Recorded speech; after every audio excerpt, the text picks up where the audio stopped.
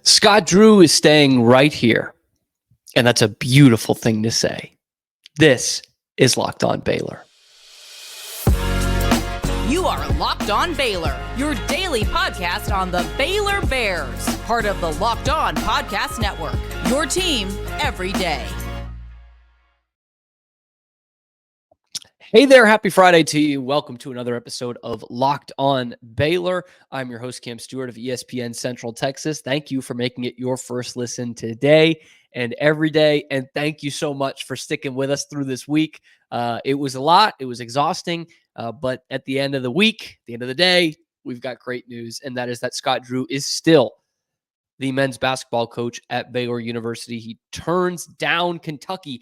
How could you possibly do that? We're going to go over that question. We're going to go over why it probably wouldn't have been a great fit for him at Kentucky, just, socially and all that. I kind of hinted at that in yesterday's show.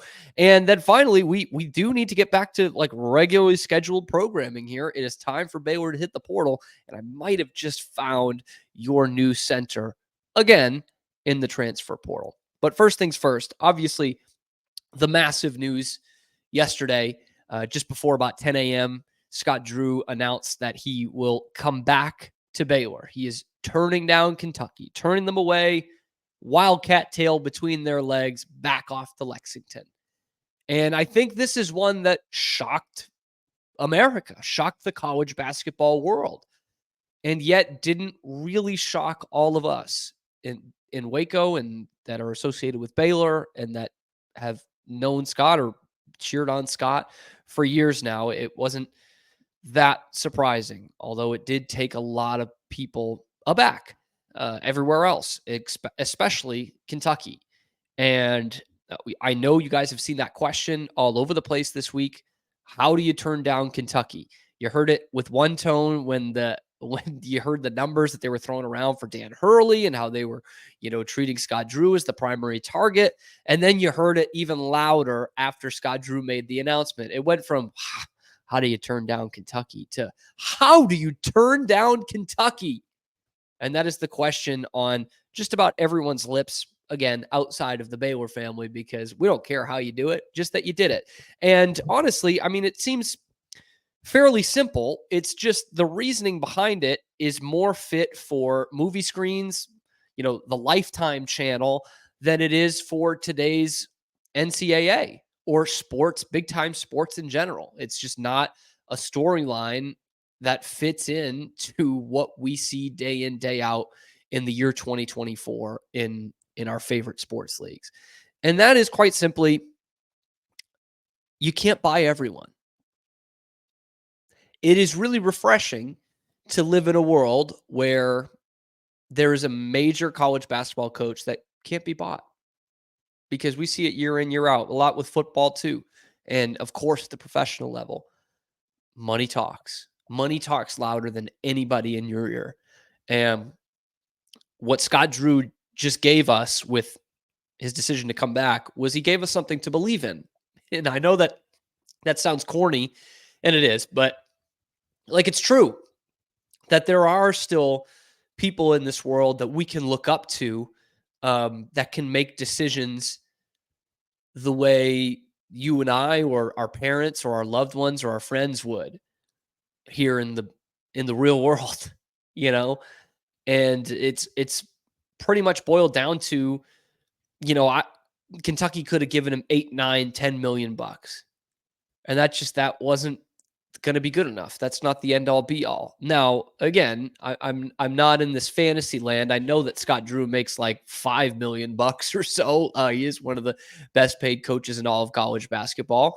And so that difference in money is just not a lot to him, or at least not big enough to uproot his life. And it is really telling that he that sounds bad. His family went out to Lexington to go and see it rather than he and the family or just him. He sent his family out there.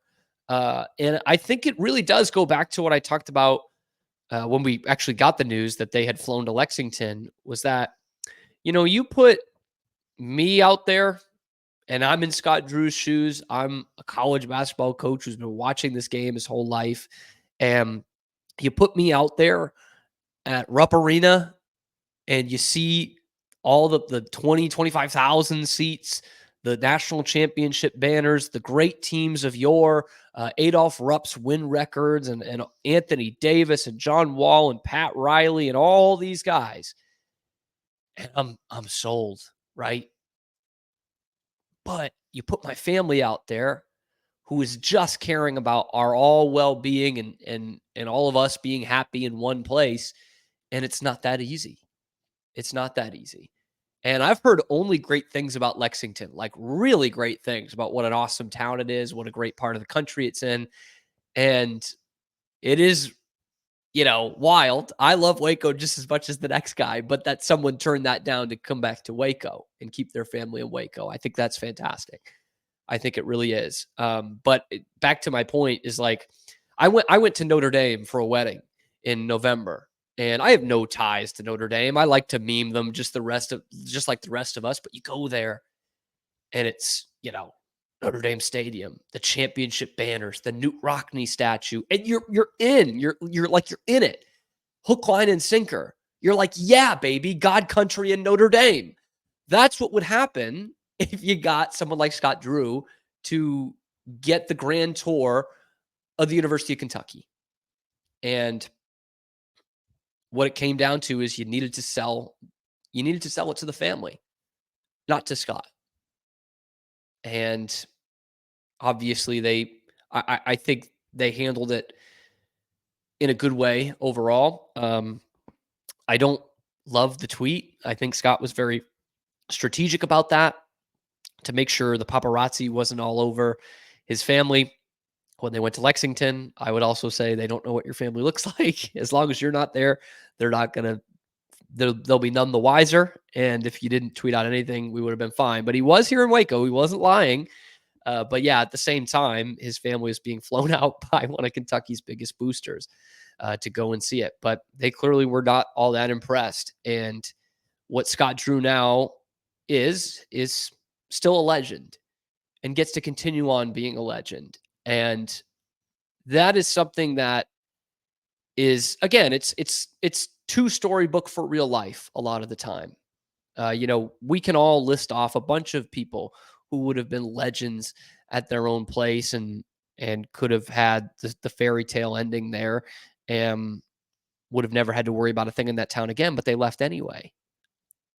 You could make an argument Matt Rule was on that track. He's turning around Baylor. He could have been here forever. We were all bought in. Kim Mulkey to some extent. I think she still is a legend around here. But it has a sour ending and then it's over. And you hear about it time after time after time. And it is refreshing to hear, to see someone actually choose that quality of life and go with their morals and go with their family and stay where they're at, even if it isn't as glamorous a thing. He's got a pretty good life here, and he obviously knew that throughout.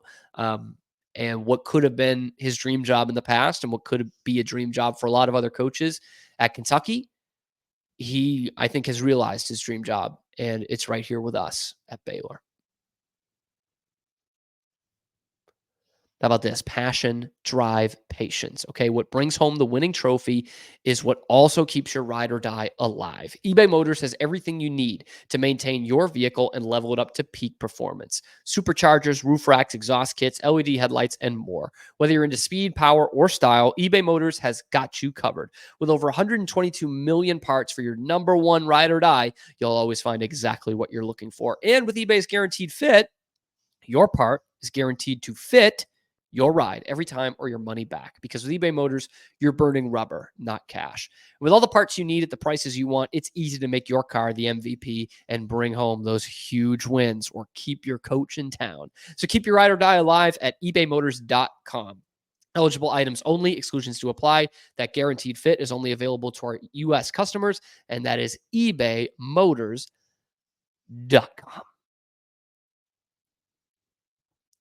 I want to keep going on Scott Drew's choice in staying at Baylor. And I'm going to give a soccer analogy here, and I need you guys to bear with me. You've probably already seen it on Twitter. I put that out, but just bear with me on this one because it's going to all tie back in. And I'm going to tell you about a guy named Michael Owen. Michael Owen played for Liverpool in the late 90s, which is the biggest club in England, humongous fanfare, best fans in the whole world. And he was somewhat local. He came up through the academy, so he had been at Liverpool from a very young age and broke out and was a superstar, like striker, scoring all these goals. He won the Ballon d'Or for the best player in Europe. He started winning trophies for Liverpool. Like, he was the golden boy, the golden child. And things started to go downhill a little bit, like the team's performance was dipping a little bit. And he decided he wanted to try his hand at moving to Real Madrid, who I'm sure you've heard of. It's arguably the biggest club in the world. It's got all these kind of great superstars, especially at the time. They've won more European Cups than anyone else. Anyway, it's the biggest club. Not dissimilar at all to the college basketball equivalent being the University of Kentucky. And Michael Owen goes there. It's a much different kind of pressure. It's a different kind of landscape. He fizzles out after 1 year, and he just kind of bounces around at, smaller clubs in England for the next 5 or 6 years before by the end, he's really wallowing on the bench for a team that's facing relegation. And it's a sad end to a career. And he got asked by one of his former teammates in an interview a few years ago. He said, you had all this great early run at Liverpool. You left it to try the challenge at Real Madrid. And he said, you played for all these clubs. Do you feel like you're loved at any one of those clubs? And he said, it's a real tough answer, but the answer is no. And that's really sad. And that is what Scott Drew avoided by doing this. He could have gone on to Kentucky. That's what everyone would dream of, just like playing for Real Madrid. But instead, he doesn't want to, he could have a bad season there or a mediocre season even, and they wanted to run you out of town the way they did with Michael Owen in Madrid. And then it's over. And then you're, bouncing around to a couple of different schools and programs, and hopefully you have a little bit of success there, but you're done. You're not the same legend that you were. And then there's almost no home to go back to. Now, of course, Scott Drew would have still been a legend here, but it would have never been the same. And he is preserving that legacy.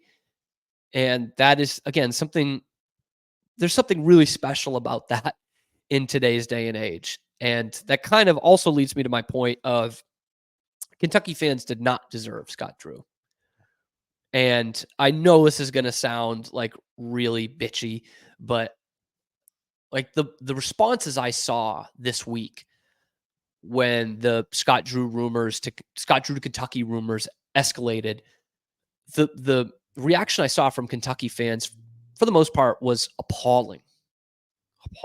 I know it's not the end of the world, but like, I just couldn't believe the swath of fans that were like, we don't want this guy. This guy's not good enough for us. We're the best job, and he hasn't done anything to deserve it. Look at these tournaments he's missed when he had single-digit scholarships coming off a massive murder scandal at the program. We don't want this. We're Kentucky. Or we can't. This personality's not going to work. He's too goofy. He's going to turn it into a Bible study and not win basketball games. And I'm just thinking, we've lost the plot here. You put up with a lot of crap with someone like Rick Pitino because he wins basketball games. How about not having to put up with that crap and still winning basketball games? That's what Scott Drew would have given you. And the more we got closer to that decision, I did see more Kentucky fans getting involved in the comments saying that they had come around to Scott Drew, that they liked Scott Drew, and even some who I think were genuine in their hearts when they were saying, we don't really want Scott Drew, and you guys seem very passionate about him. We do want you to keep him so we can get someone else. And I think I choose to see the good in people. I think there was some of that there. But there was some abhorrent stuff. Not like death threats or anything, but I just couldn't believe how naive these people were when looking at Scott Drew's career. I don't need to explain it to you, and I've explained it to Kentucky fans in other videos. It's the biggest turnaround in the history of college basketball. So if you're looking at his resume, do yourself a favor, wipe out those first 6 years, because nobody was winning under that. Nobody was holding open tryouts and winning. Nobody. And since then, he has built a program that is the envy of well over 300 of the 350 teams in Division One. And someone had a great comparison since 2010, I think it was, like him versus Calipari. The records are pretty identical. Now, Calipari did go to a couple more Final Fours, which I know that is the end all be all. But like, to think he's some used car salesman that doubles as a basketball coach is insane to me. He's a legit like Hall of Fame coach. And I'm so thankful that he's staying here at Baylor. And credit to the administration. I said this in the live stream yesterday. Credit to Mac Rhodes and President Linda Livingstone and all that are involved in Baylor athletics behind the scenes, because they did not need to swoop in at the 11th hour and promise Scott Drew the world like a lot of other programs would have to do. And you know why they didn't have to do that? Because they already gave it to him. They already did. And this goes back a couple of administrations at Baylor, but they stuck with him. They stuck by his side through those lean years. They said, we believe in you. We believe in your message. We believe in what you're going to do with our basketball program. And there is not a school that is Baylor's size, and I exclude Duke from this because they have a lot more alumni resources than Baylor has. So there's not a school with the size and resources that Baylor has that puts more into basketball than Baylor. You know, schools that have a football team like TCU, they do it with football. Stanford, they do it with football. Vanderbilt, they do it with baseball. So there's just not like Tulane, they do it with football. Those schools don't invest in basketball the way Baylor does. And Scott Drew has had that his whole time here, and specifically the last couple of years. They have not fallen behind at all in NIL. In fact, they've retained players because of NIL, whereas that's been a mess in football. It has not been that way in basketball. And Scott Drew has gotten everything, the support financially and, you know, socially and all of that, plus a commitment to his vision and the shiny new toy on the Brazos River, the Foster Pavilion. Everything he wanted here, he got. And he did not forget that. Because Kentucky, they could give you the world. But Baylor already has. And it just makes you really proud. It makes you really proud to see, you know, this school's commitment to him, the love they have for him, the love that everyone in our Baylor community has for him. We will never take Scott for granted. That said, what I'm about to say might seem harsh, but I mean it with all my heart, and I don't mean it in a negative way, and I know a lot of you Baylor fans believe it too. Scott is back, and now it's time for us to get back, okay? Because we have not been where we needed to be in the tournament the last couple of years. Everyone will admit that, including Scott. And you've had some great teams, some really talented teams. And now you have unbelievable momentum in this program. Again, the head coach has made a commitment saying, I'd rather be here than Kentucky. You have your best recruiting class ever coming in. You have to replace some starters, absolutely. You'll hit the portal hard with that. And you will give them the commitment that you will not only play in the best conference in America, but we have every chance to win it, and we want to go back to the Final Four. It is time to start making deep runs in March again. Scott Drew is on fire. Baylor is on fire just because of his commitment to stay. And now we're going to do something about it. We're not going to be around a 32 team anymore. That's what the promise needs to be. You know, we're going to love you no matter what, Scott. I think you've seen that this week. But we know what this program is capable of, and he does too. Scott does too.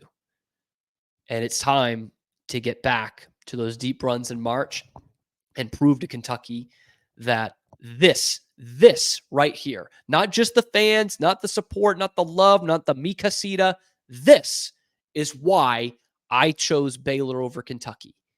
it is time to get back to that.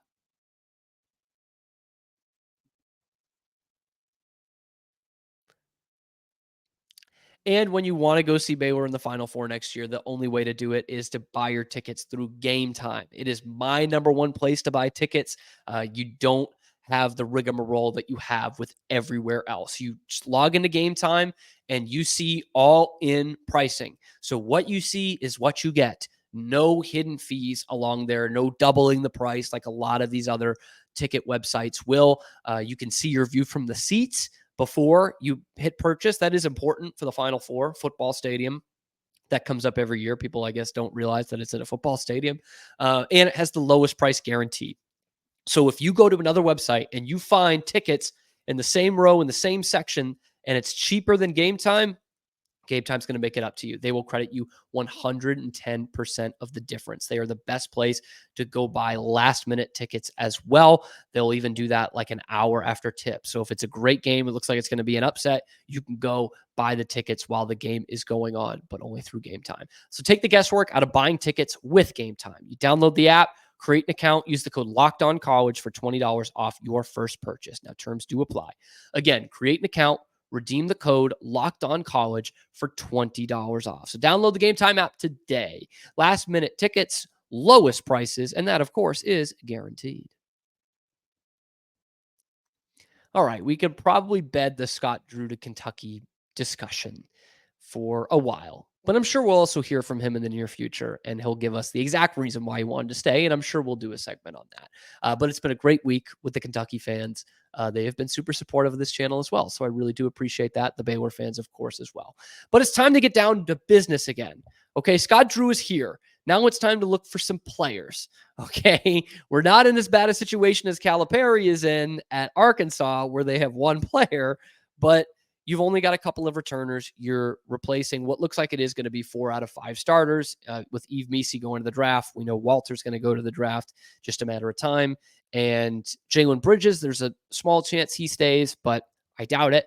And so you're looking to replace a lot. And one of those positions that I think Baylor is going to need help in is the center position, or, grit forward, I like to call it, position. Big guys down low. Josh O, I think, is ready to take a big step this year, but I thought he was going to be able to take it this year, and he didn't. Fine player, but I'm waiting for that next step from him. And with Yves Missi gone, you do have to look at the post position. And one post guy that Baylor has offered is Jared Coleman Jones from Middle Tennessee. He's in the portal, and I waxed poetic about Cliff Amori from Rutgers, who has not made a commitment yet. I still think he's one of the best guys in the portal out there. I would love Baylor to get him, but Jared Coleman Jones is kind of the next best thing. He's 6'10", 240, big, strong guy, and averages pretty much the numbers that Yves Missi was giving you, not quite the athleticism. And so that is a difference for sure. But 11 points, 8 rebounds, 45% shooting. You'll take that. And that's 45% shooting. That's all around the rim. He's not a jump shooter, not much of a post up guy, more of a spot up guy. Amori's the same way. You don't see a lot of back to the basket guys anymore. Of course, Zach Edey is really one of the only few. They're more like Donovan Klingon and Yves Missi or Hunter Dickinson, who can score in the post, but they're not necessarily post up guys. He is an elite rebounder, which is something that Baylor really needs. He was the top defensive rebounder in Conference USA, and he was top 20 in the conference in both offensive and defensive efficiency. So, I know it's Conference USA, but that's a guy who is kind of a black hole down there in a good way. They used to say that about Kevin McHale. You give him the ball and it's going one place, going in the basket, typically. But he can run a pick and roll, and he does have a good assist rate for a big man. So when he's drawing attention, he can pass the ball out. 19% assist rate, which you're like, that doesn't sound that great. Well, trust me, for a big man, that's pretty good. Like that's low-level point guard stuff, and he's doing it as a center / power forward. So I really like that. He is, again, a guy who is pretty much scoring at the rim, but his strength really allows for that. And you got to see this guy on film. He is big and strong and brutish. Maybe not quite NFL tight end like we've had here in the past, but a big, strong kid who brings some necessary grit, I think, for Baylor. That's the thing we talked about with Cliff Amori mainly, is kind of a grit factor. Brandon Garrison from Oklahoma State too, a gritty guy who can get in those grimy areas for you and get you tough baskets, get you tough rebounds. Baylor did lack a little bit of that this year. I would love to see more of an edge on this next year's team, and I think Jared Coleman Jones can give you some of that. This means no disrespect, because I think he's a real good player, but I would like Cliff Amori more.